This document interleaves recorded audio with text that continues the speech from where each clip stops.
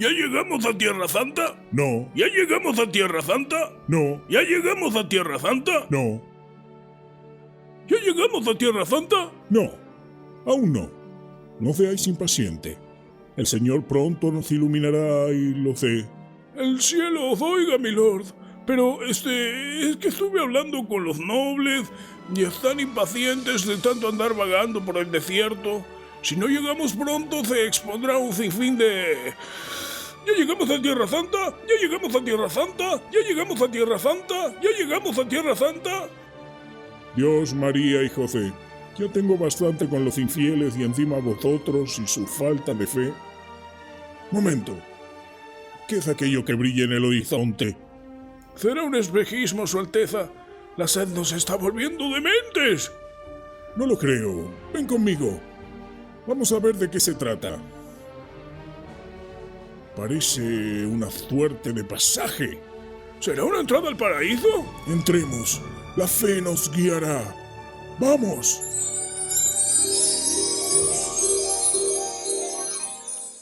¿Dónde estamos? No lo sé, mi señor, pero seguro ya no estamos en el desierto. Llueve, de hecho. Mire, allí se acerca un lugareño con extraños ropajes. Perdón que los moleste, compatriota. Antes que nada, muchas gracias por escucharme. Soy un humilde revolucionario que solo busca el sustento para ganar su libertad.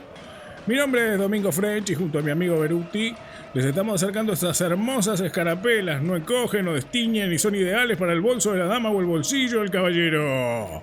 Esa voluntad, cualquier colaboración servirá para la causa, por más pequeña que sea. Dadle una moneda a este gentil hombre. Muchas gracias, paz, significa mucho para nosotros. Antes que nada, contadme qué está sucediendo allí.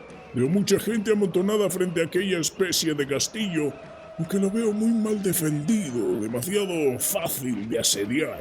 No es un castillo, señor, es el cabildo. Y la gente allí reunida no quiere sitiar nada, sino que quiere sacar de una vez por todas al rey de nuestras vidas. No oséis atentar contra mi rey. Antes la muerte. Del rey de España, hombre. Ah, estáis contra los moros también. Acompáñanos en nuestra cruzada para liberar Tierra Santa. No es una misión difícil, somos muy realistas. ¿Son realistas? Cornelio, convoca a los regimientos que aquí tenemos espías. ¿Quién lo diría, mi rey?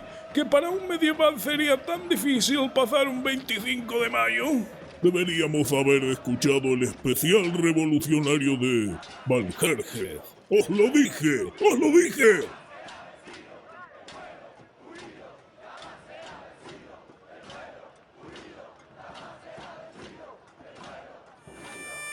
¡Valjerjes!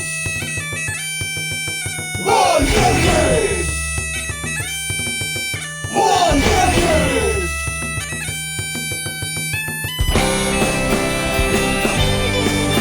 ¡Valjerjes! ¡Valjerjes! ¡Valjerjes!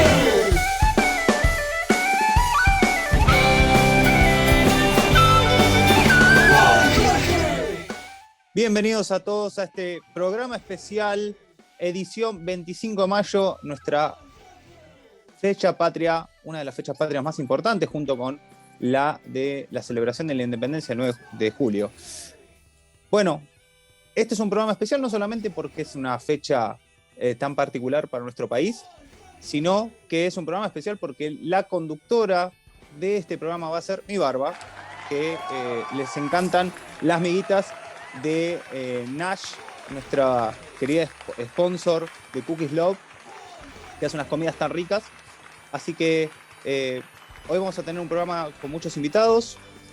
Vamos a hablar particularmente de todo lo que es tradicional en nuestro país y lo que son los recreacionistas que hay en nuestro país que representan la historia nuestra. O sea, nosotros somos recreacionistas de la parte medieval, pero tenemos muchísimos recreacionistas en el país que se dedican con muchísimo esfuerzo a poder contarnos la historia y cómo fueron nuestras tradiciones.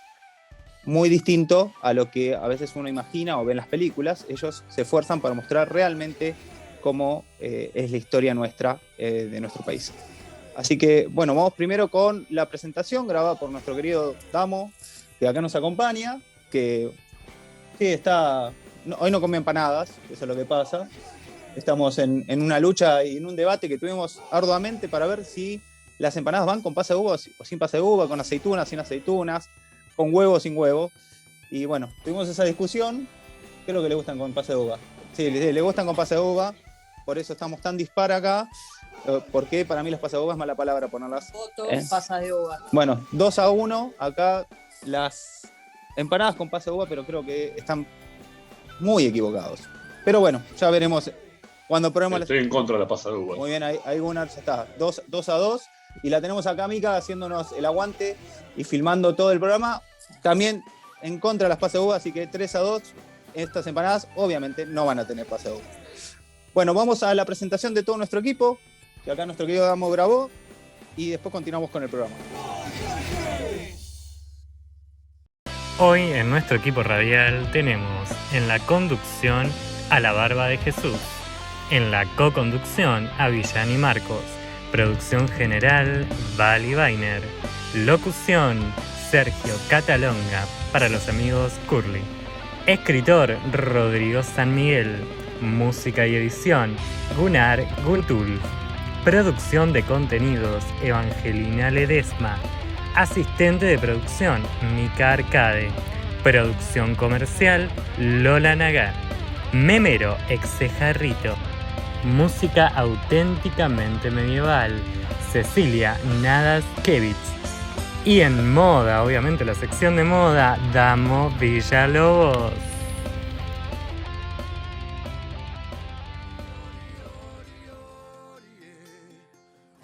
Bueno, creo que lo que vamos a tener que ponernos es apodos para que sea más cortita la presentación, y más con estos nombres particulares, los apellidos súper estrambóticos que vienen, sabe Dios de dónde.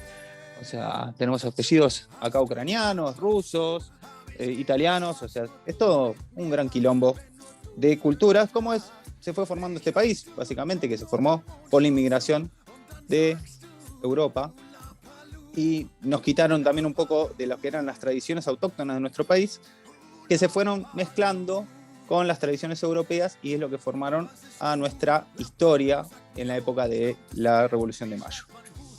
Yo quería aclarar, o sea, creo que seguramente todos lo saben, pero ¿qué pasó el 25 de mayo? O sea, pasaron 1.000 millones de cosas, pero lo más importante es, se formó nuestro primer gobierno patrio. Lo sé muy bien porque cuando estaba en la primaria me clavaron en la cabeza porque era algo que no me podía entrar y no podía recordar, y eso lo tuve que estudiar muchos días para que me quede grabado cuando estaba en cuarto grado. Bueno, queremos presentar a nuestro primer invitado, Diego Longueira, miembro del grupo Corsarios de Plata. Bienvenido, Diego. Muchas gracias por invitarnos a su programa. Saludos a todos ahí. Bueno, Diego, veo que estás vestido de la época. De la pinta de Diego. Contanos un poquito, Diego, ¿qué es lo que representás vos? O sea, vos haces combates, haces batallas, haces vestimenta y representás batallas, ¿verdad? Así es, yo pertenezco a un grupo llamado Corsarios del Plata, que surgió a partir del año 2005, y nosotros nos dedicamos a recrear las compañías de corsarios que hubo a lo largo de la historia en el Río de la Plata. El uniforme es naval, evidentemente, y bueno, todo esto comenzó a principios del año 2000, con la creación de los primeros grupos de recreación histórica de la época napoleónica. La época napoleónica es cuando Napoleón en Europa, bueno, tuvo su preeminencia en la historia, y no solo quedó en Europa, sino que trascendió las fronteras y llegó hasta Asia y hasta América. En ese momento es cuando se empiezan a generar las ideas de independencia en las colonias españolas en América, y bueno, empiezan a surgir los proyectos que después son los países que actualmente existen. O sea que básicamente España le tiene que echar la culpa a Napoleón por la independencia de América.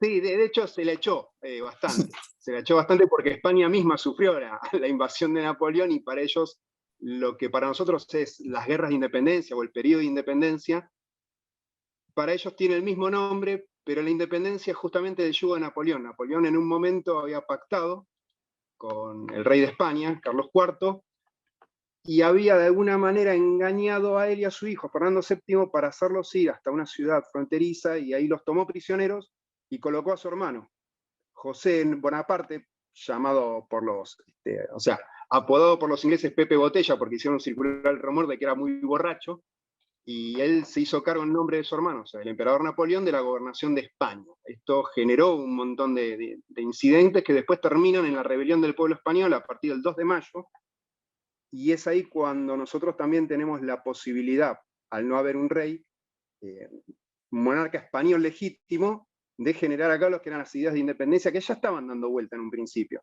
Ya a partir del 1790 en adelante se empiezan a gestar las primeras ideas. A partir del 1800 hay un señor llamado Francisco de Miranda, que creo que había nacido en lo que actualmente es Venezuela, que empieza a tender lazos con Inglaterra, incluso con Estados Unidos y con otros reinos y países de Europa, para tratar de independizar las colonias americanas. No tuvo mucho éxito en un principio, sí tuvo éxito, o sea, tuvo eco en Inglaterra para que ellos se interesaran en estas colonias, ingresarlas, o sea, absorberlas en su entramado de dominio británico, o bien independizarlas en favor de la corona británica, como la idea fue que prosperó en un principio con el Uruguay. O sea que básicamente aprovechamos la volada, o sea, un buen procedimiento argentino. Tal cual. Y te quería preguntar algo porque, viste las fotos clásicas que estaban en el Cabildo, frente al Cabildo, estaban todos con paraguas, vestidos de cierta manera. O sea, ¿cómo se vestía la gente realmente? O sea, lo que vos pudiste recopilar con tu grupo de fundamentos históricos reales. O sea, porque siempre están, viste, los peinetones, todas las personas vestidas de punta en blanco.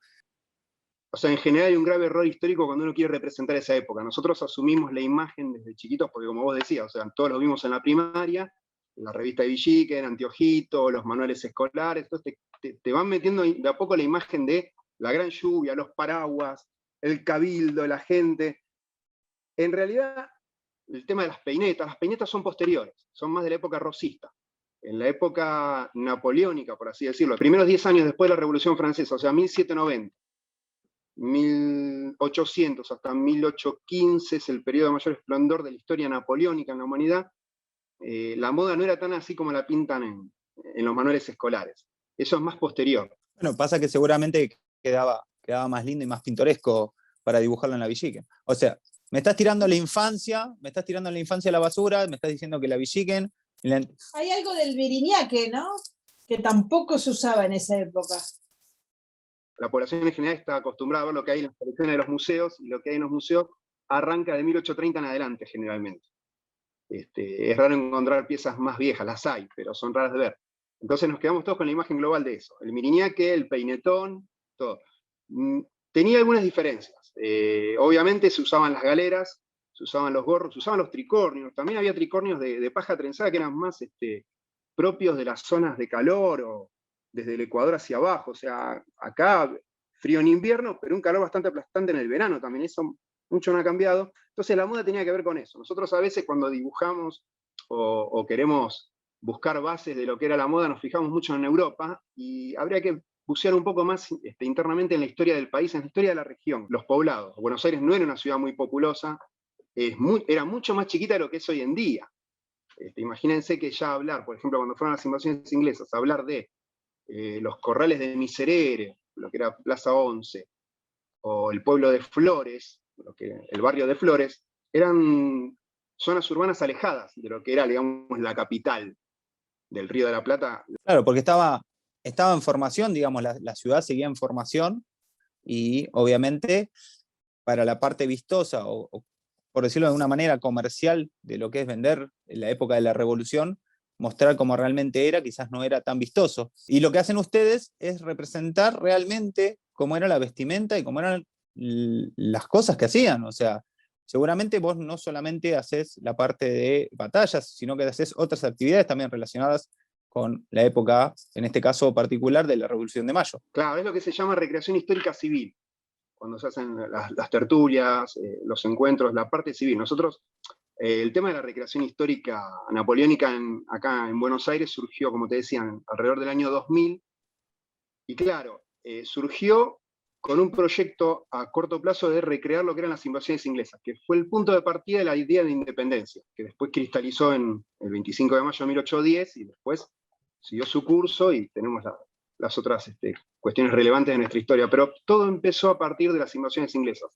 Cuando logran recuperar Buenos Aires, en 1806, y se prepara el pueblo de Buenos Aires y alrededores para resistir una posible segunda invasión, que al final sucedió en agosto de 1807, ahí ya empieza a crecer la idea de, bueno, si pudimos aguantar una invasión, pudimos repeler un enemigo, también nos podemos autosustentar y autogobernar. De alguna manera... Claro, las invasiones inglesas, perdóname, las invasiones inglesas, la que le tirábamos aceite, ¿no? Aceite caliente, estábamos todos con armas, o sea, obviamente en Buenos Aires había armerías por todos lados, que es obviamente la información que casi todos alcanzamos, ¿no? Claro, pero no fue tan así. No fue tan así. Me parece que no, por lo que me estás contando, o sea, de donde obtuvimos la información nosotros, me parece que estábamos equivocados, y seguramente no era de esta manera. Hubo hace un tiempo bastantes documentales tratando de desmitificar esto, lo mismo que estás haciendo vos, pero no sé si alcanzó a todo el mundo, o sea, a todo el mundo, digamos, a toda la República Argentina, para que estén informados realmente cómo fue nuestra historia. Sí, evidentemente, o sea, todavía falta mucho camino por recorrer, pero se ha hecho mucho en cuanto a esclarecer realmente la historia, cómo fue. Nosotros crecimos con un proyecto histórico que viene de la época de Sarmiento y de Mitre, de formar, o sea, forjar una gran nación con un gran pasado histórico y demás, pero es una historia que se modeló a los gustos de ese momento y que después se fue acrecentando. La realidad, en algunos casos particulares, fue bastante diferente. Pero no por eso dejó de ser bueno, o sea, investigar y entender cómo fue todo el proceso de las invasiones inglesas, qué es lo que significó acá a nivel regional, no solo para Buenos Aires, sino también para el interior, e incluso las otras colonias, o sea, el Uruguay, el Paraguay, todo el mundo intervino en esa gesta. Desde Paraguay mandaron 3 escuadrones de caballería a asistir a las fuerzas de Montevideo, porque Montevideo también se vio tan sitiada como Buenos Aires, y cayó mucho después. Cae, si no me equivoco, fue en marzo o en febrero del año siguiente, 1807, porque ¿qué pasa? Nosotros logramos recuperar Buenos Aires gracias a que se cruzó Liniers, y algunos que lo siguieron a Montevideo, habló con el Cabildo de Montevideo y pidió refuerzos. El Cabildo armó un grupo, sustentado por los comerciantes, que en su mayoría eran catalanes, que lo nombró Miñones Catalanes. Y en ese momento, ahora, abrimos un paréntesis, explicamos lo que es el tema de lo que es las compañías corsarias. Manuel Belgrano, antes de ser el general, era doctor. Había hecho sus estudios superiores en España, regresó a Buenos Aires y acá lo habían, con un tipo muy capaz, lo habían puesto como responsable y al mando de lo que es el Real Consulado de Buenos Aires. El Real Consulado es una oficina que englobaba, entre otras cuestiones, la aduana de Buenos Aires. Pero también era responsable de la Escuela de Náutica para generar marinos mercantes, para los barcos mercantes que trasladaban las mercancías de Buenos Aires a Europa. O sea, básicamente estaba en todas. O sea, el grano estaba en todas las puntas. Estaba administrando lo que era la forma de hacer crecer Buenos Aires. Y la rival de Buenos Aires era Montevideo. Montevideo tenía un puerto que tenía salida directamente al mar. El puerto nuestro era más complicado de traer las mercaderías. Por eso generalmente recalaban en Montevideo y luego eran trasladadas para acá en barcos más chicos. O estacionaban fuera de la costa y se traían en botes o en carretas incluso.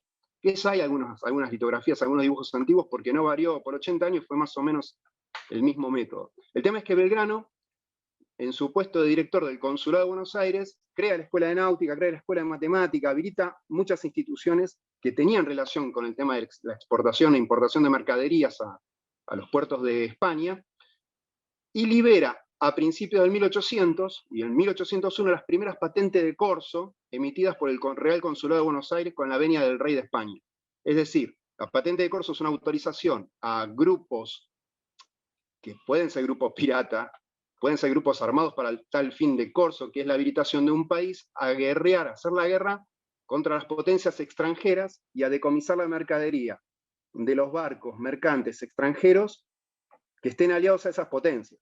El permiso para armar el bardo, o sea, para bajarle las fuerzas a las potencias, digamos, extranjeras, para permitirnos a nosotros poder llegar al punto de la liberación. O sea, en realidad, en ese momento, España estaba en guerra con Inglaterra. Y o sea, ¿cuál es el tema de las patentes de corso? Poder armar rápidamente una armada. el tema de generar armadas de guerra para algunos reinos o países en ese momento era algo costoso. Pocos países tenían tradición marinera para decir, bueno, nosotros fabricamos barcos, tenemos tripulación adiestrada militarmente, o sea, una formación militar. Entonces la patente de corso posibilitaba generar una armada para contrarrestar las armadas de los reinos enemigos rápidamente y con gente que ya estaba capacitada, porque en su mayoría eran marineros, o eran partidas de piratas que se ponían bajo la ley y asumían la patente de corso, o era gente de la marina mercante que aprovechaba la oportunidad y para hacer unos pesos de más, se marcaban estas situaciones. Eso lo usó mucho Estados Unidos a partir de su guerra de independencia, en 1777 en adelante, 1776. Básicamente trajimos ideas de todo el mundo y las fuimos llevando a cabo para el fin, obviamente, de la independencia. Ahora yo te quería preguntar, sacando un poquito del tema, porque obviamente es súper interesante lo que vos contás, y que tendríamos que hacer básicamente un programa de 4 horas para que puedas contarnos toda la historia argentina, y poder captarla, porque obviamente es algo para escuchar y escuchar varias veces, y poder, toda esa información que vos obtuviste, ¿de dónde sacaste la información? O sea, por un lado te quiero preguntar, ¿de dónde sacaste la información? Y después te quiero preguntar, vos tenés un emprendimiento también que se llama Tierra Celta, o sea, que te dedicás a hacer armamento de la época. No solamente armas blancas, sino que también armas de pólvora, ¿no? O sea. Así es, las llamadas armas de avancarga, que son las que estuvieron en uso hasta 1860, 1870 aproximadamente, y después fueron sustituidas gradualmente por las armas de retrocarga, que son como las que conocemos hoy en día, las de cartucho, las que se cargan por la recámara. Las armas de avancarga, acá tengo una, esto es una pistola, a ver si lo toma la cámara. Se ve perfecto ahí. Esta es una pistola, listo, del 1805 aproximadamente. Se llaman de avancarga, ¿por qué? Porque se cargan por la boca con lo que es la baqueta. O sea, uno pone la carga de pólvora principal, pone la bala que eran unas esferas de plomo, coloca la baqueta, baquetea, de ahí viene el término está baqueteado algo, o sea, de los golpes que uno daba para comprimir bien la pólvora. ¿Por qué? Es importante, muy importante, comprimir bien la pólvora, porque si no puede explotar. O sea, si queda algún espacio de aire en la recámara o a lo largo del cañón, entre lo que es las cargas de pólvora o la carga de pólvora y la bala, eso produce una onda un pico de onda que hace que explote y se transforme literalmente en una granada de mano, en la mano de uno. Claro. Con lo cual no conviene. Por eso el tema de asegurarse siempre de que esté bien comprimida la pólvora. Se usaba pólvora negra, que era lo que se venía usando desde la Edad Media hasta ese momento, y una vez cargado el cañón, se cargaba la cazoleta, igual que, o sea, tiene el mismo nombre que la cazoleta de la pipa. En este caso recibe pólvora negra, en la pipa recibe tabaco. Y esto, llamado rastrillo, se baja, se monta el arma, no sé si se alcanzó a ver la chispa, cuando uno dispara, la chispa productiva, bien, por el pedernal sobre el rastrillo, enciende la carga de pólvora y entra por lo que se llama oído. No sé si se alcanza a ver. Es el agujerito, digamos, donde entra el fogonazo para iniciar la pólvora. Ahí, tendría que estar acá arriba. Eso es. Perfecto. Ahí va. Y eso es un arma real, o sea, lo que vos tenés ahí es una réplica de un arma real y funciona perfectamente como un arma real. Ahora, totalmente. Yo te pregunto, quiero tener una de esas en mi casa. O sea, voy, te digo, hola Diego, fabricame un arma de avancarga. ¿Funciona igual que un arma real? ¿Tengo que tener permisos para tener un arma de avancarga? ¿O funciona como un arco, por ejemplo? Hoy por hoy, por la legislación de armas de la República Argentina, las armas de avancarga y las armas de pólvora negra, como se denominan estas, hasta el año 1870 están exceptuadas de la ley de armas. Lo que significa que vos la podés tener libremente. Ahora bien, eso no te exime de las responsabilidades de tener un arma. Si vos querés hacer alguna locura... Está bien, es como tener un auto y usarlo para chocar gente en vez de para conducir en la calle tranquilamente. Pero contarle al público cómo es estar en medio de una batalla, porque la del combate medieval es como fácil de representar. Es decir, bueno, hay dos personas o varias personas, agarran unos palos, unas espadas y se pegan y vos ves los golpes. Y la gente obviamente recepciona el golpe y ahí puede continuar la actividad. ¿Cómo es una batalla o cómo se representa una batalla histórica de la época que representás vos? Así como en el mundo medieval, generalmente es una cuestión de esgrima y hay que tener mucho cuidado en no lastimarse y no lastimar, al contrario, porque al fin y al cabo, por más que no tengan filo, son armas, de verdad, y pueden generar heridas graves. Acá tenemos que tener muchísimo más cuidado todavía, porque la operación de estas armas de avancarga está bien, cuando uno va a un polígono a practicar tiro o a un campeonato que se realiza a nivel mundial, los campeonatos de avancarga, uno tira con munición real para hacer el puntaje y para marcar en el blanco. El procedimiento de carga es el mismo. Usamos pólvora negra y tiramos lo que se denominan salvos. O sea, es el mismo procedimiento de carga y disparo, pero sin munición. Ahora bien, el fogonazo que produce también es peligroso. O sea que, más allá del cuidado que hay que tener con las armas blancas, hay que tener muchísimo más cuidado con este tipo de armas. Porque podemos generar quemaduras, podemos generar, o sea, incidentes muy graves. Con lo cual, teniendo en cuenta todas estas reglas, es fantástico. Se desarrolla como una batalla real. Y vos, cuando estás inmerso en eso, te sentís que estás participando de una batalla en esa época. O sea, incluso acá no es solo infantería, en nuestro caso, que usamos armas de mano, sino que también hay grupos de artillería, como lo que vos habrás visto allá en Barragán, con los cañones de bronce, Sí, sí. y caballería. Incluso se han dado luchas de caballería. Nosotros tuvimos el periodo de esplendor de las recreaciones, acá en Argentina fue del 2006 hasta el 2008, porque venía con todo el tema de las invasiones inglesas, que era el furor del momento, y fue bajo la situación con la cual concentramos la mayor cantidad de grupos de recreación, de infantería, de artillería, de caballería, en lugares grandes como en Fuerte Barragán, o frente del Cabildo de Buenos Aires, o en otros lugares, en el interior del país también, en Chascomús, se han hecho en Santa Fe, en la provincia de Santa Fe. Así que bueno, después pasada la fecha de las invasiones inglesas, del Bicentenario, vino el Bicentenario justamente del 25 de mayo, mayores recreaciones todavía, y después, bueno, no te digo que fue aflojando un poco, pero ya empezamos a notar que podemos recrear en base a esto también, que es lo que pasó con el grupo mío, por ejemplo, el periodo de Rosas y las guerras entre unitarios y federales. Bueno, Dieguito, te recontra agradezco. O sea, la verdad que toda la información que vos nos compartís es súper interesante. Tenemos que seguir con el programa, que sí es un programa especial, no lo vamos a hacer acotado a 1 hora de programa, porque tenemos, tanto estás vos como invitado, como tenemos otro invitado más, también de la época que representás vos, que obviamente te conoce, te mencionó por el armamento que vos haces, se ve que tenés una muy buena reputación dentro de los recreacionistas históricos. Así que, bueno, ¿dónde te podemos contactar? O sea, tiranos dónde sería el link, que yo me quiero meter, quiero ver qué haces vos, tus actividades, tus fotos. Gracias. En Facebook y en Instagram pueden ubicar Tierra Celta Argentina.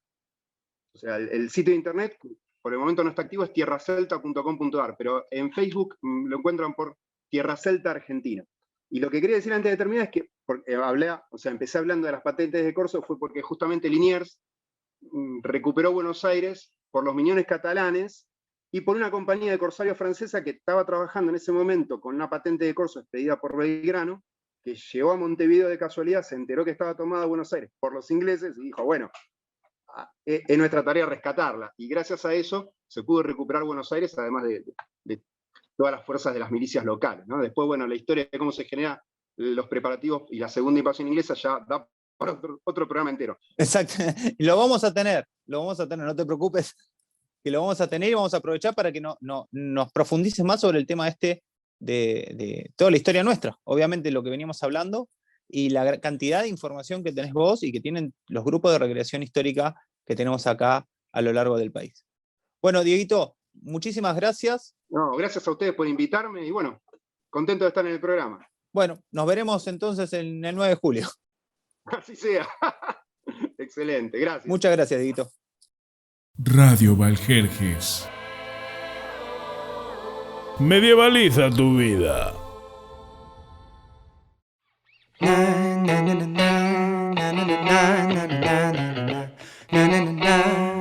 Al que le quepa el sayo, que se lo ponga.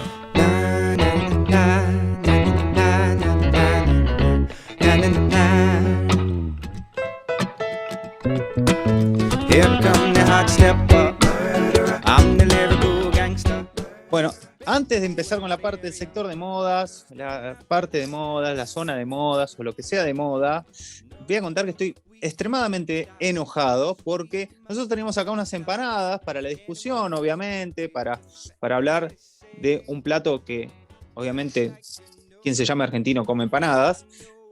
Y el señor Lautaro, que en este caso sería Lautaro Sánchez de Thompson, ya sabrán por qué, se estaba comiendo las empanadas mientras que nosotros estábamos haciendo la nota, mientras que estábamos haciendo la entrevista ahí con Dieguito. Así que en este momento voy a hacer la entrega oficial de una empanada para Vale, una empanada para Mica, que está grabando ahí atrás y que obviamente se quedó sin empanada, y una para mí. ¿Y para mí? Para mí. Y para vos, pedite un delivery porque estás lejos. O sea, eso se te ocurre ir a vivirte ahí al oeste. Entonces es problema tuyo. Está la gente acá. Y además porque estamos obviamente en época de pandemia en la cual no podemos salir a ningún lado. Bueno, Lautaro Sánchez Thompson. Yo no voy a hablar ahora porque estoy comiendo. Me parece perfecto. Así que contanos vos. Y después te interrumpo en algún momento, obviamente, porque no tengo ni la menor idea de lo que nos trajo, porque... Pero molestalo.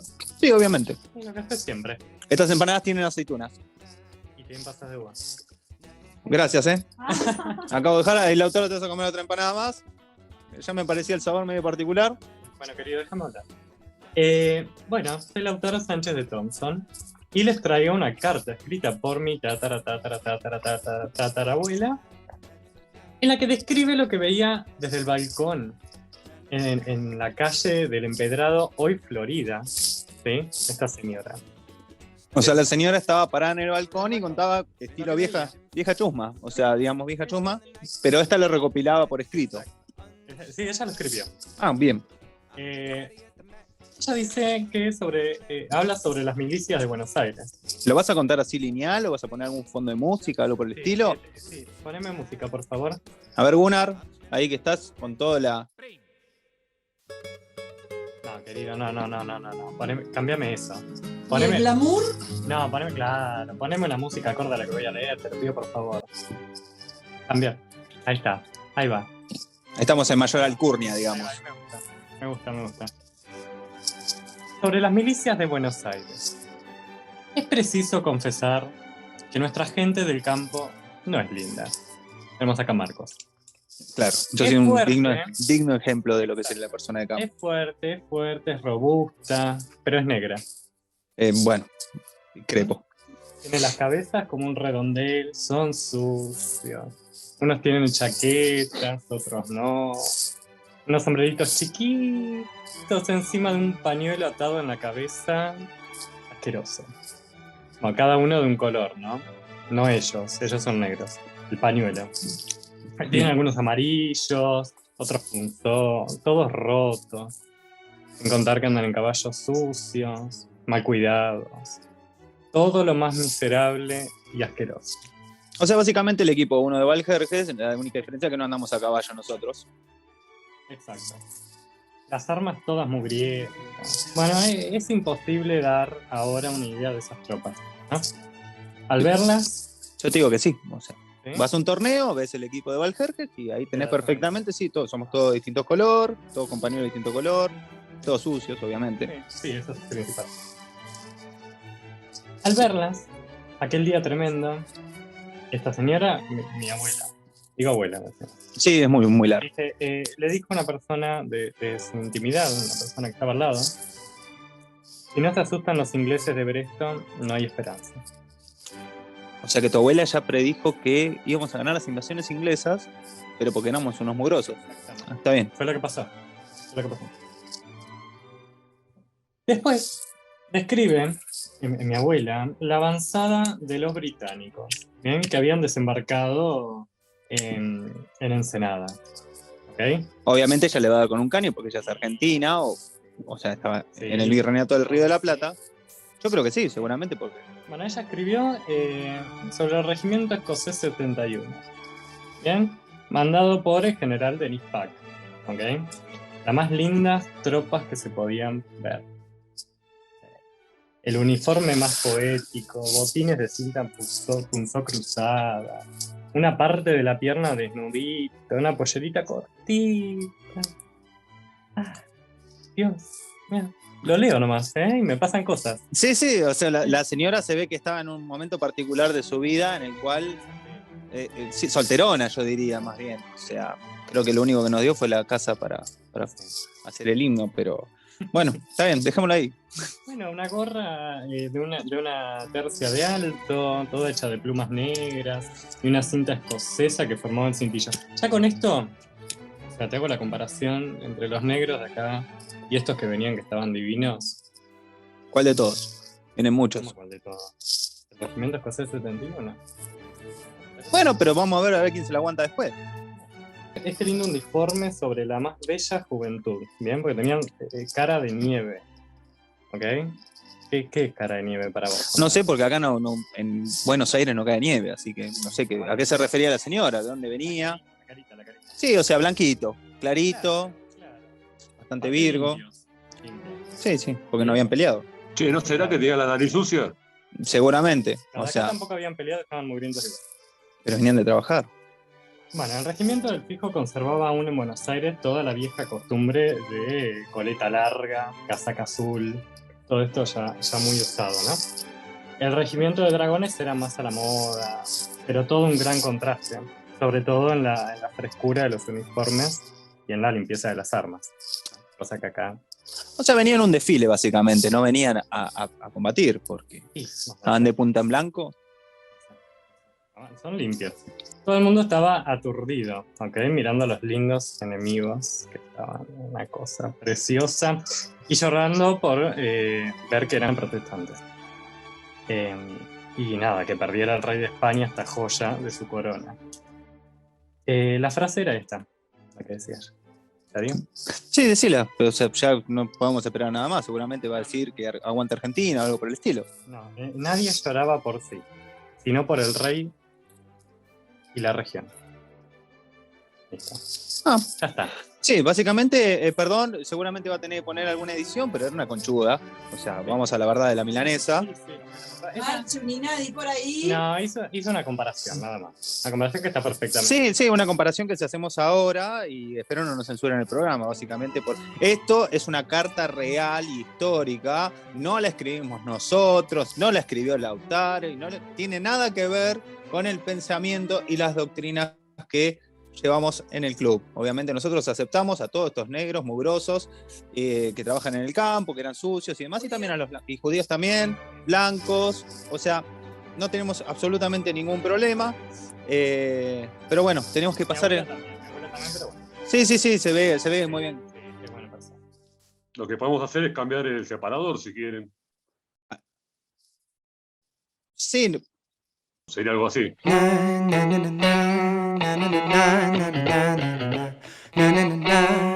Al que le quepa el Sí, payo. que se lo ponga.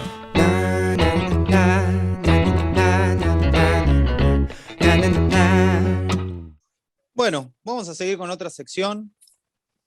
Ahora tenemos otro invitado que nos hizo el honor, invitados en realidad, porque fue Boris.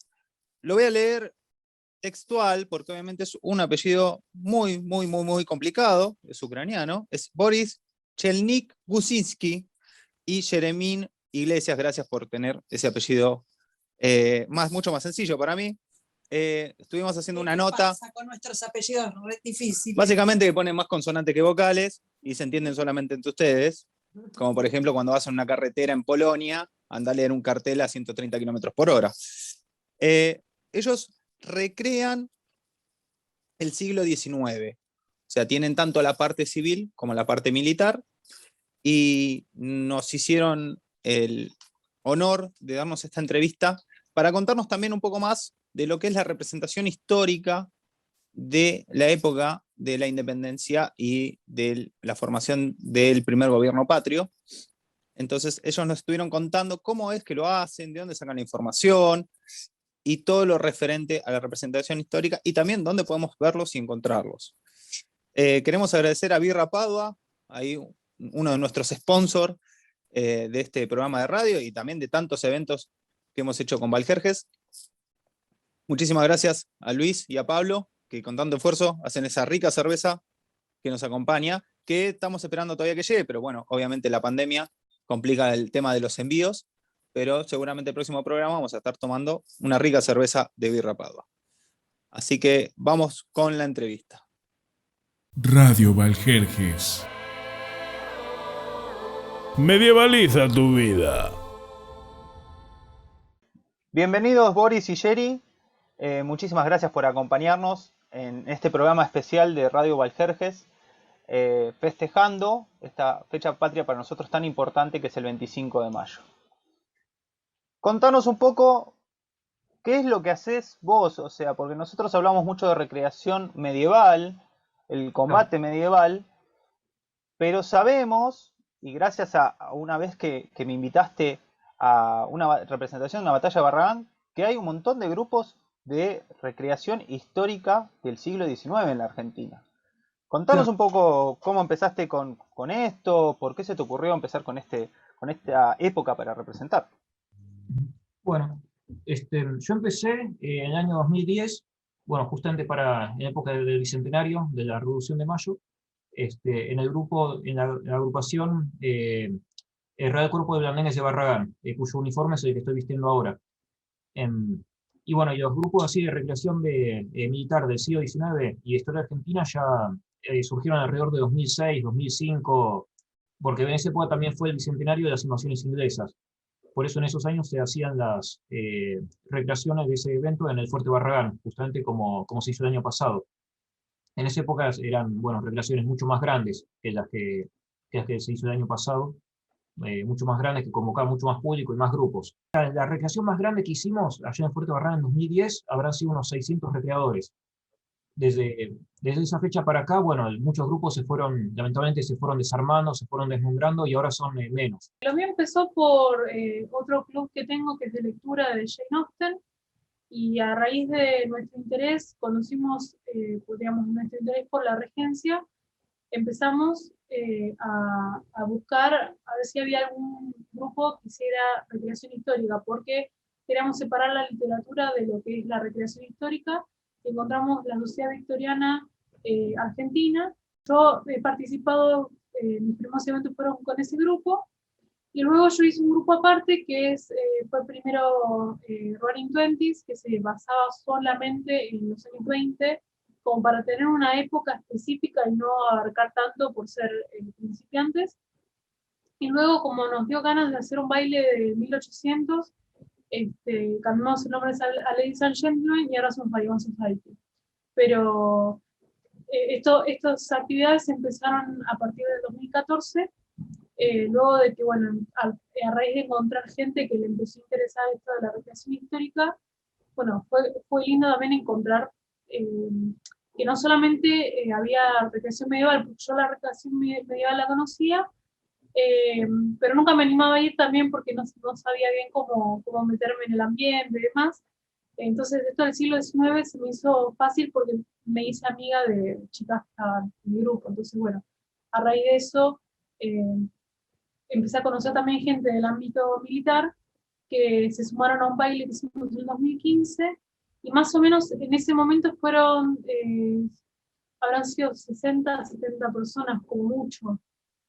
Requerimientos no se pide nada, por lo menos en lo que grupos que son regresiones de batalla del siglo XIX, es solamente ser responsable y tener un interés sano en la historia, simplemente eso. Después los mismos miembros del grupo uno lo van asesorando, dónde consigue el uniforme, dónde consigue las armas y todo eso, pero no, en principio, y ser mayor de edad capaz para manejar las armas. Hay constructores argentinos, sí, que construyen armas de avancarga. Nosotros tenemos cañones, tenemos fusiles, tenemos pistolas. Yo conozco por lo menos a 2 fabricantes de armas. Por ejemplo, tengo una pistola y un mosquete que me ha hecho Osvaldo Gato, que es un armero de Rosario. Longueira también es un artesano muy conocido en el ambiente que hace armas de avancarga para nosotros. Y la pólvora, generalmente la consiguen los jefes de grupo. Hay fábricas, creo que en Santa Fe o no sé dónde, pero bueno, se compra ya hecha, porque para fabricarlo uno mismo es muy complicado, es un proceso muy complejo. Y las armas son réplicas de las que se usaban en esa época, o sea, son armas de 1800, 1810, por esa época. Lo que se hace es que disparamos con balas de salva. El arma de avancarga se carga por la boca con una cantidad de pólvora, y a continuación en ese puede se coloca una bala envuelta en una tela.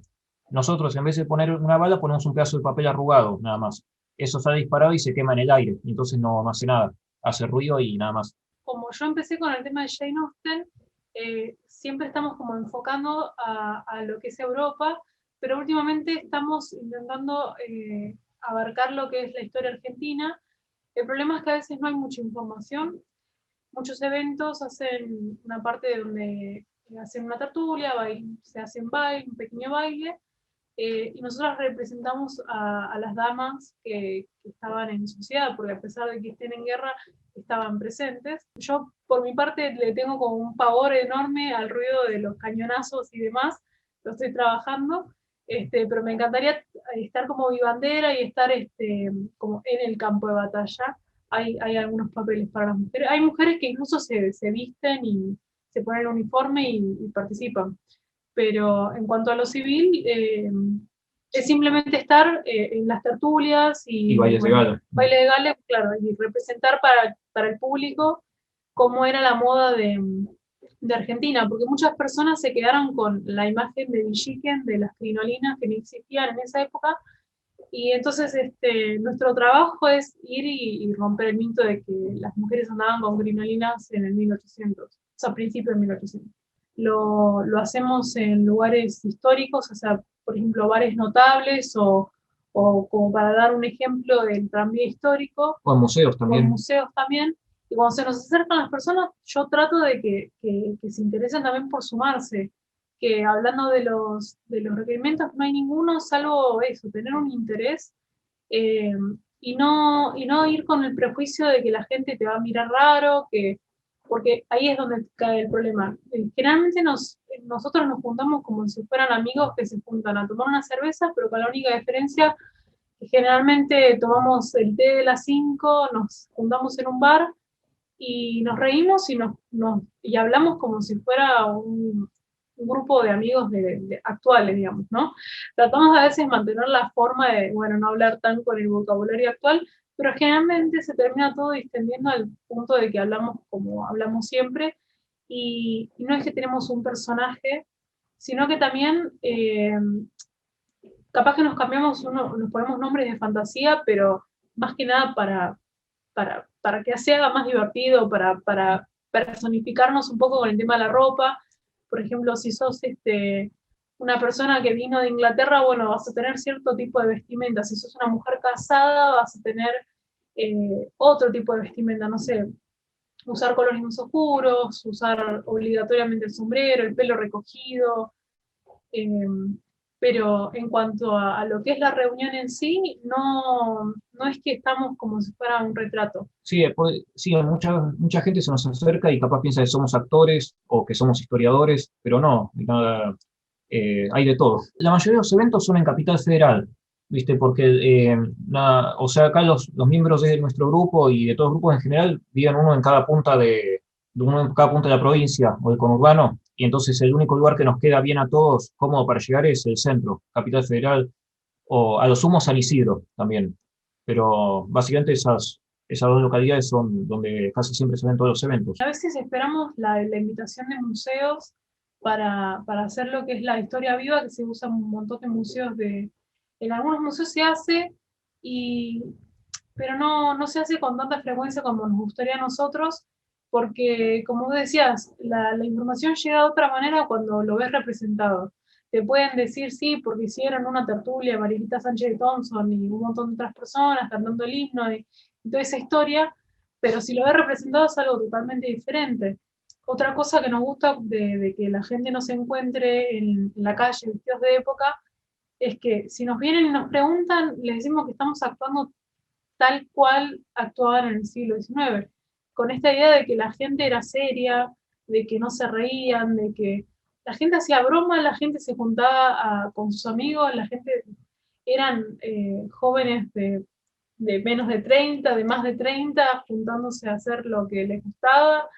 Entonces también está bueno que si nos encuentran matándonos de risa en un parque tirados con ropa eduardiana de 1900, se queden con que no es que estamos haciendo algo que no estaba bien visto en esa época. Se hacía igual que ahora, con algunas diferencias. Sí, Bygone Society, estamos en Instagram, Facebook y hasta TikTok. Nos fuimos al lado de la juventud. y bueno, ahí, por ejemplo, en TikTok también, por medio de eso conseguimos un montón de seguidores nuevos y chicos jóvenes, o sea, muy jóvenes, quizás de 19, 17 años, que quizás con esto de que salió la la serie de Bridgerton, que si bien no es históricamente correcta, pero les pasará a ustedes también con lo medieval, que uno a veces se queja, eso no está correcto, eso no está correcto, eso no pasó. Sí, pero al final esas series nos traen más integrantes, capaz. Claro, o sea, más gente interesada. sirven aún así para llevar gente interesada. Fueron y buscaron el hashtag Regencia o Regency y nos encontraron a nosotros. Creen que no sé, que somos millonarios y que por eso tenemos... Pasa que a veces aparecemos en fotos en palacetes que nos invitan o que vamos a sacarnos fotos, y sí, parece que alquiláramos los lugares y que... Pero no, es toda una farsa. Sí, bueno, en realidad, como todo, la recreación realmente es más trabajo que dinero, o sea, lleva muchísimo trabajo.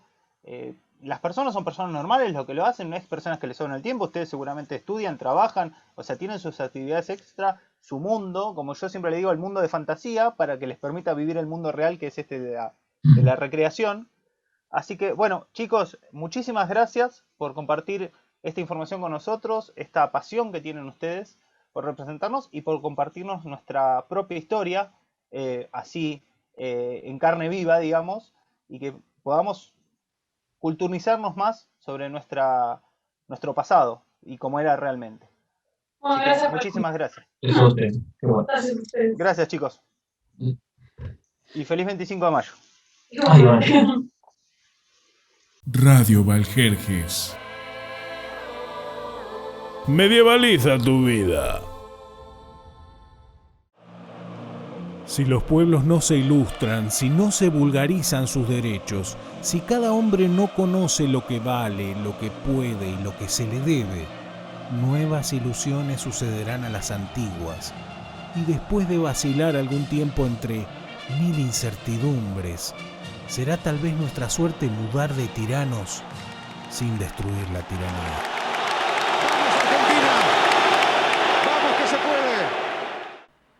Bueno, y escuchando ahí el himno de fondo, le damos pie a Cecilia que nos cuente más sobre nuestra canción patria.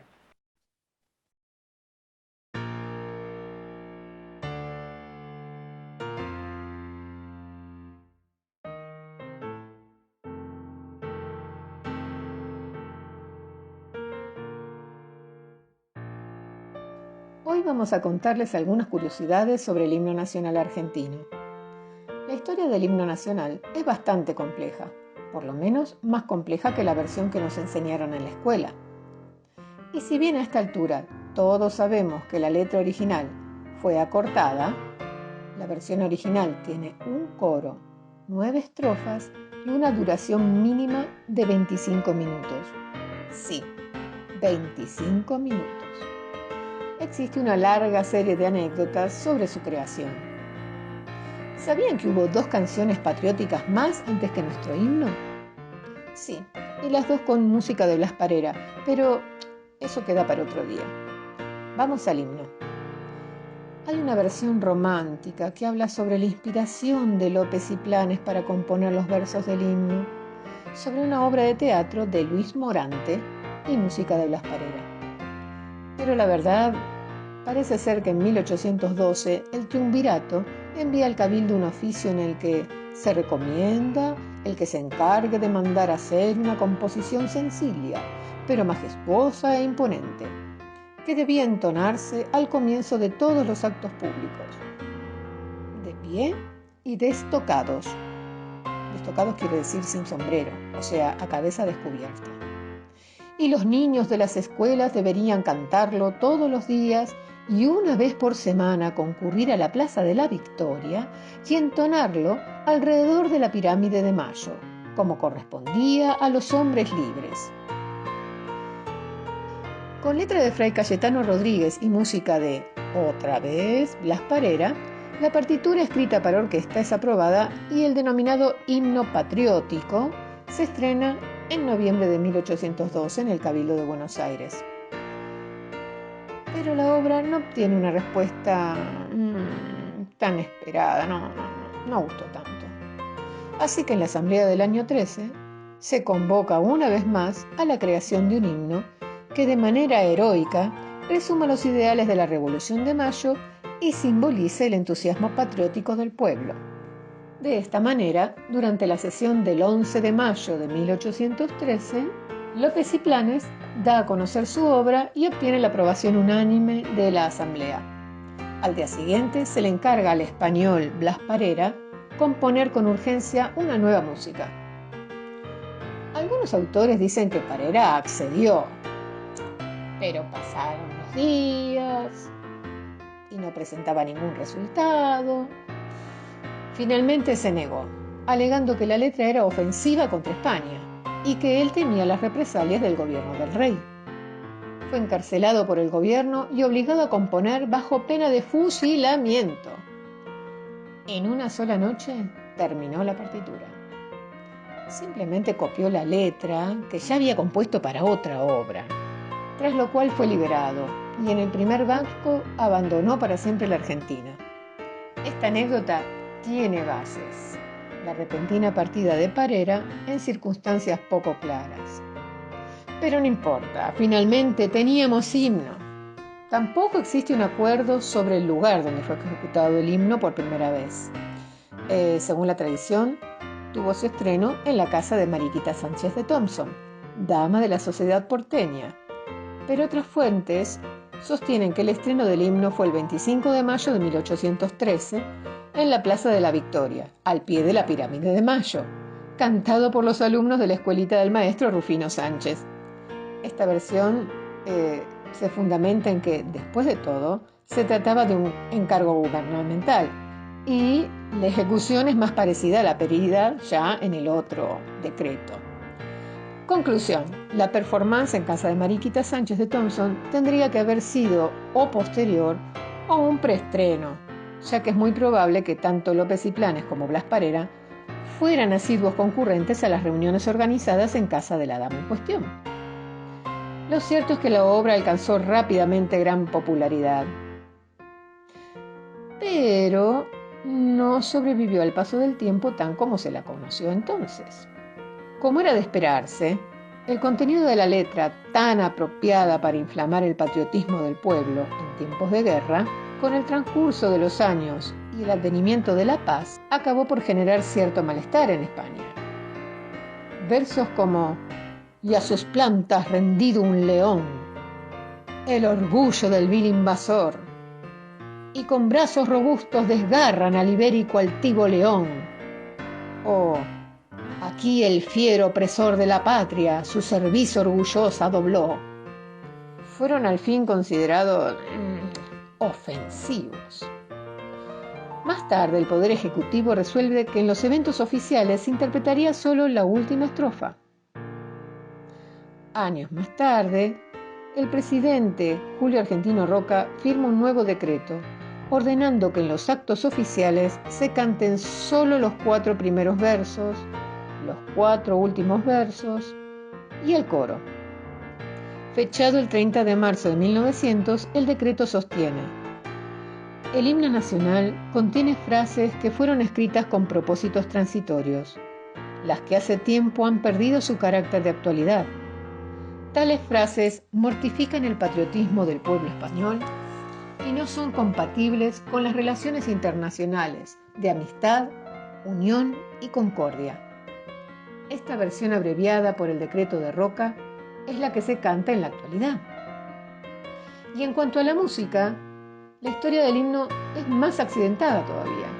Desde su estreno comienzan a pulular arreglos y adaptaciones para piano, para distintos grupos instrumentales. Sin embargo, el arreglo musical más conocido es el que realizó el compositor Juan Pedro Esnaola en 1860. En 1924, a pesar de la popularidad que gozaba la versión de Esnaola, el presidente Marcelo Torcuato de Alvear crea una comisión con el fin de preparar una versión musical definitiva del Himno Nacional Argentino. Al cabo de 2 años, se encuentra en el Museo Histórico Nacional el original de Blas Parera, que hasta entonces se consideraba perdido. Y un nuevo arreglo basado en esta pieza se interpreta el 25 de mayo de 1927 en una función de gala del Teatro Colón. Las reacciones ante este nuevo himno resultan dispares, tanto a favor como en contra. Las cosas llegan al extremo durante los desfiles del 9 de julio, cuando una multitud desafía al gobierno cantando el himno viejo frente a la Casa Rosada y es reprimida por la fuerza policial. Esa misma noche, nuevos incidentes se producen en el Teatro Colón. Según el diario La Nación, finalizada la canción patriótica, toda la concurrencia de pie aplaudió con entusiasmo y prolongadamente. Por el contrario, el diario La Prensa afirmó que los empleados policiales detuvieron a todos los que no estuvieron de acuerdo con la versión. Alvear deja en suspenso la nueva versión del himno y nombra otra comisión que restaure el himno nacional a partir de la versión esnaola.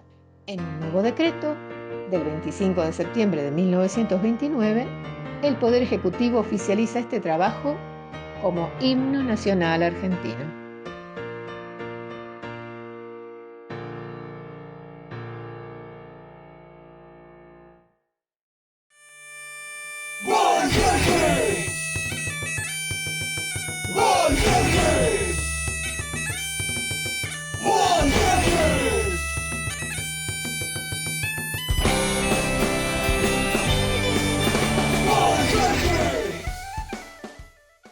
Bueno, y seguimos con el juego que nos donó el premio Selkie Estampados con su hermosa remera. Recuerden que para poder participar lo que tienen que hacer es compartir el video y etiquetar a 3 amigos. Y recuerden que si etiquetan a 6 personas, tienen doble chance de ganar y así exponencialmente. O sea, pónganse a hacer todas las potencias de 3 para saber cuántas oportunidades van a tener para poder jugar en este tremendo sorteo, porque ya vamos por 4.527 participantes. Y no se olviden de seguirnos en nuestras redes. Tenemos en Instagram radio.valjerjes, en Facebook Radio Valjerjes, y tenemos también nuestra app de Cafecito, donde pueden ayudarnos a continuar con esta radio, que obviamente tenemos gastos, por ejemplo las empanadas que se comió acá del señor Damo, que las pagué yo, y ahora se las comió él, así que va a tener que ir a comprar y a pagar con su plata. Es cafecito.app/Valjerjes. Y nuestro canal de YouTube, Radio Valjerjes. Muchísimas gracias por acompañarnos en este programa. Gracias, Damo, gracias, Gunnar, gracias, Rodrigo, y gracias a todos los que están detrás de la radio, no solamente los que están enfrente, sino gracias a todos los que están acá, que se pueda realizar este programa y en esta edición especial sobre el 25 de mayo. Y solo me queda por decirles: ¡viva la patria! ¡Viva! Ese viva la patria se lo come el orto. Ahí.